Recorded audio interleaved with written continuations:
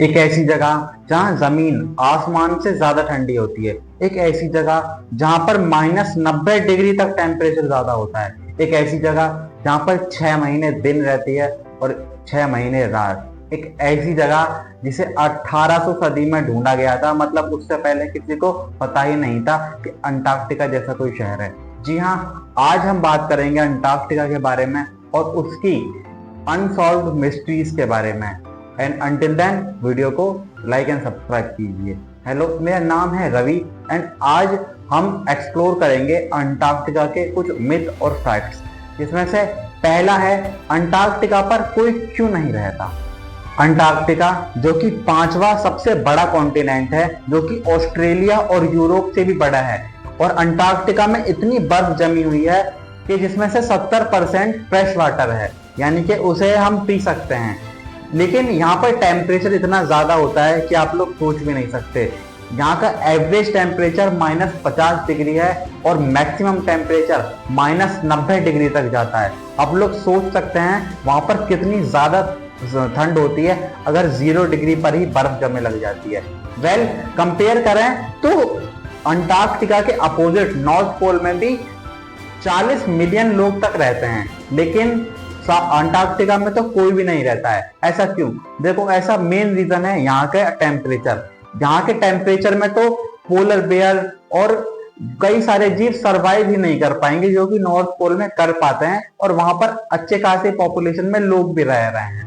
लेकिन अंटार्कटिका में तो पेंगुइन और सील्स ही दिखाई देते हैं, जो कि बहुत एट द एंड जगहों पर होते हैं, जहां पर पानी होता है और वहां पर कुछ मछलियां भी होती हैं।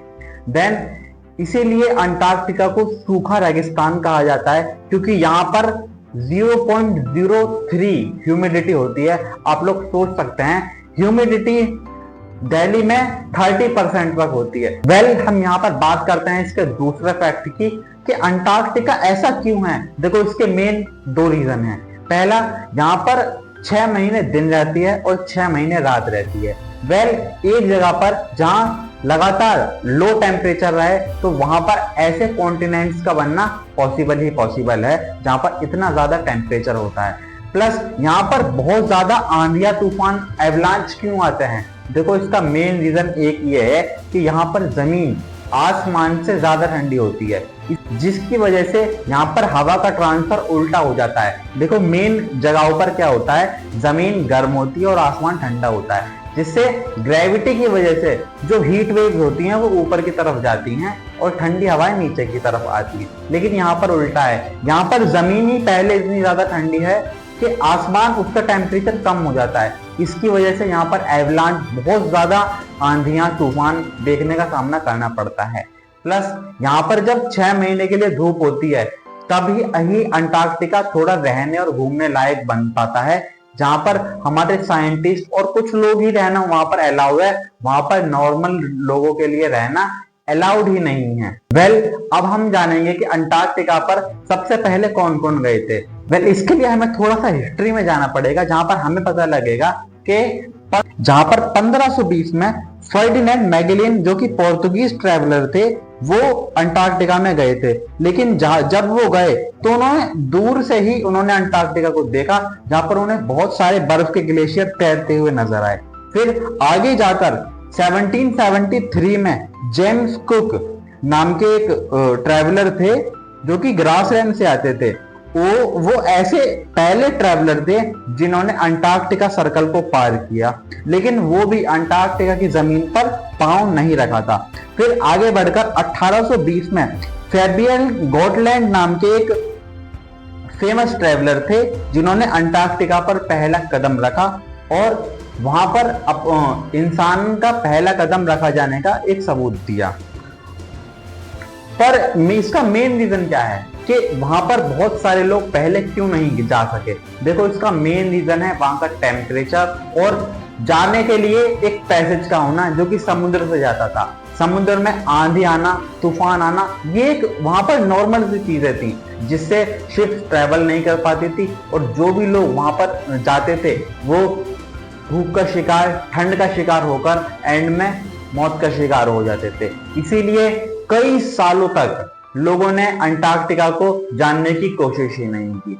देन आगे हम बढ़ते हैं कि अंटार्कटिका इतना खतरनाक किस वजह से है। अंटार्कटिका इतना खतरनाक क्यों है, इसके लिए हम थोड़े से इसके पॉइंट जानते हैं, जिसमें सबसे पहले हमको पता लगेगा कि अंटार्कटिका इतना बड़ा है। यूरोप और ऑस्ट्रेलिया, आप समझ सकते हैं, वहां पर इतने बड़े बड़े बर्फ के पहाड़ होते हैं, जहां हमारे जितने बड़े शहर होते हैं उतने बड़े वहां बर्फ के पहाड़ होते हैं। सेकंड मैं आपको बताता हूं, वहां पर इतने ज्यादा आइसबर्ग्स हैं जो कि लगातार फ्लोट करते रहते हैं, जो कि आपको पता ही नहीं लगने देंगे कि आप किसी नदी पर चल रहे हो या एक परफेक्ट लैंड पर चल रहे हो, जिसकी वजह से कई लोग एक गड्ढे में घुसने का शिकार हो जाते हैं और वो कभी बाहर ही नहीं आ पाते, और जिसकी वजह से इसको लाशों का ढेर भी कहा गया है। और वहां पर उनको कभी ढूंढा ही नहीं जा सका, क्योंकि वो एक यूं मान लो अनसॉल्व्ड सी केव होती हैं, जिसमें एक बार घुस गए तो निकलना इम्पॉसिबल ही होता है। थर्ड हम देखते हैं कि यहाँ पर इतनी ज्यादा बर्फ जमी हुई है, और अगर ये बर्फ पिघल गई तो क्या होगा। देखो ये साइंटिफिकली एक्सप्लेन किया गया है कि अगर यहाँ की बर्फ पिघल गई तो लगभग 58 मीटर यानी कि 190 फीट जितना पानी लेवल बढ़ जाएगा पूरी अर्थ का, और ये पानी कई जगह सैलाब और सुनामी का कारण बनेगा। इस वजह से अंटार्कटिका पूरी पृथ्वी का फेट बदलने की यानी कि भाग्य बदलने की ताकत भी रखता है। ये थे अंटार्कटिका के बहुत सारे फैक्ट्स और मिथ्स जो कि इस वीडियो में एक्सप्लेन किए गए हैं। अगर आपको वीडियो पसंद आई हो तो वीडियो को लाइक करें, एंड बहुत सारे अच्छे फैक्ट्स के लिए चैनल को सब्सक्राइब करें। और अगर आप किस चीज के बारे में जानना चाहते हैं तो वीडियो पर कमेंट भी कर सकते हैं। Until then, like and subscribe to the channel.